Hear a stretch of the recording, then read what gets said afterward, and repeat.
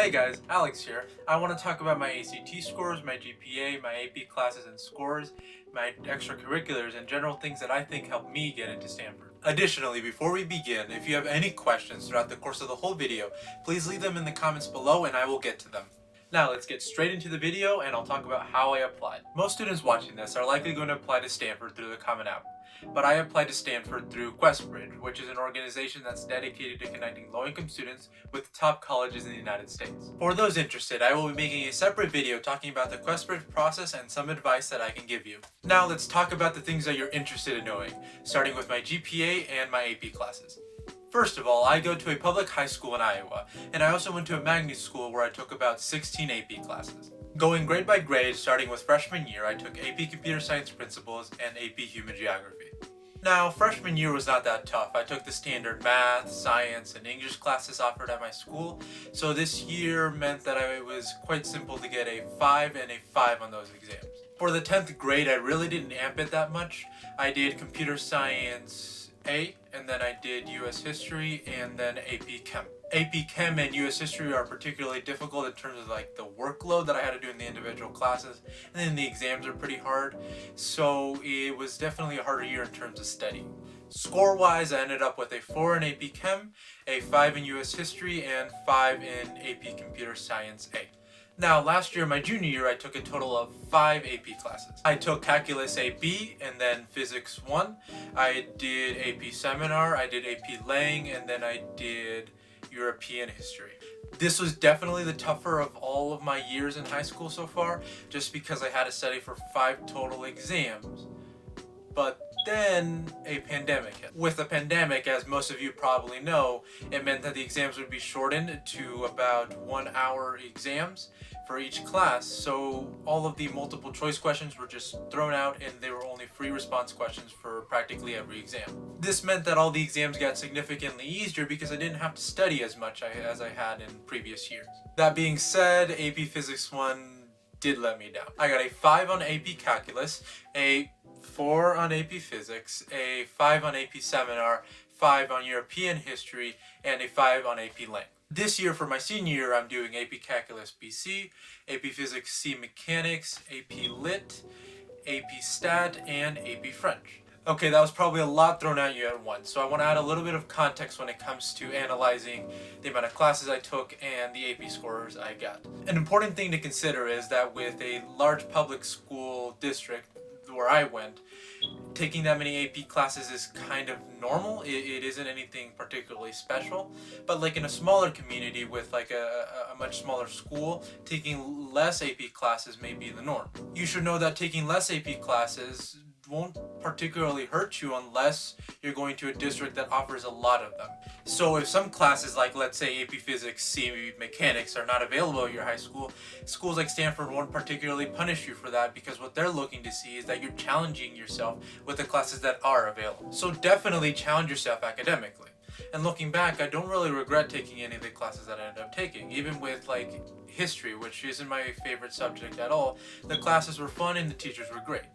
As for grades, I was able to maintain an A or above in all of my classes, in particular because my school district has a system of grading where you're given multiple opportunities, which means that when you fail a test, you have another chance to do it and another chance after that. So it's not particularly difficult if you put a lot of effort. Overall, my course loading grades ended up giving me a 4.47 GPA, and I'm currently the valedictorian of my high school. I have always been proud of my academic work, but I also knew that everyone applying to Stanford would have the same stats or better, so I tried to find other ways to stand out through my extracurriculars and programs. But before we get to that, let's talk about what I consider to be my greatest downfall in my application, which was my ACT score. My ACT score is a 31.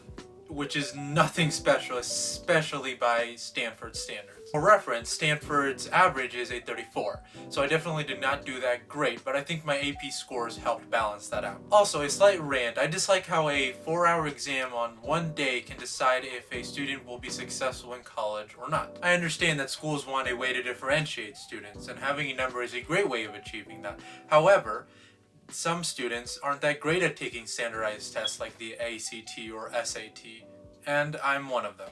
Enough about broken standardized testing. Let's talk about my extracurriculars. There are three main things that I participated in throughout high school, and the first program we're talking about is Al Éxito. Al Éxito is a Latino youth program that I have been a part of since the 6th grade. Al Éxito's main goal was to help Latinos like myself by providing us academic and emotional support. And I think being a part of a group like this and eventually becoming sort of a mentor for lowerclassmen helped me stick out. Additionally, spending 6 years with the program helped me grow closer to my culture, and I think it eventually reflected in my essays. Now number 2, and I'm going to slightly cheat here because I'm going to be talking about a job that I've had since the age of 9. When I was 9 years old, my parents opened up a grocery store, and I had been working there ever since as a cashier or as someone who stocks shelves. I call it my best extracurricular activity just because it helped me learn Spanish very well, and it helped me build social skills that I would later translate into my school life.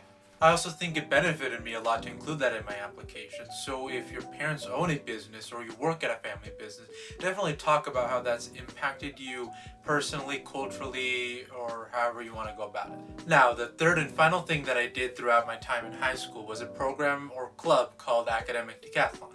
If you're not familiar with the program, it's literally doing like 10 exams on different subjects like math, science, art, music. I did all right with the competition. I won a couple first place medals and ribbons, but nothing particularly special. So there you have it. Those are some of the stats from a Stanford admin, and I kind of just want to end by talking about what I consider to be the most important things that go towards a college application. So real quick, rapid fire, it'll be 3 things. Number 1, the classes you're taking. Just make sure that if your school offers certain difficult classes, that you are doing the majority of them, because it'll help you stick out and be competitive among other applicants. Number 2, don't worry about your ACT or SAT scores. Plenty of students that have below average scores get in. They just make up for it through other things like extracurriculars or AP tests. Last but not least, number 3, and this is something I did not mention throughout the video, but it's focusing on one thing instead of many things, in particular when it comes to extracurriculars. Let me explain. A lot of students think that they need to participate in 5, 6, 7 different organizations or clubs to stick out for top schools like Stanford. In reality, I think you only need to be good at 1 or 2, and by that I mean you participate in it for a long time, you get good at whatever that activity is, or you get leadership roles in it. I personally stuck with Al Éxito for 6 years, and I think that benefited me a lot. Last but not least, don't doubt your chances. I know that if you've been a good student up until now, you've been participating in clubs and organizations, constant A's, and doing well in your school, especially if there are difficult classes, you will be someone that's competitive at one of these top schools. So I wish you the best of luck, thank you for watching, and adios.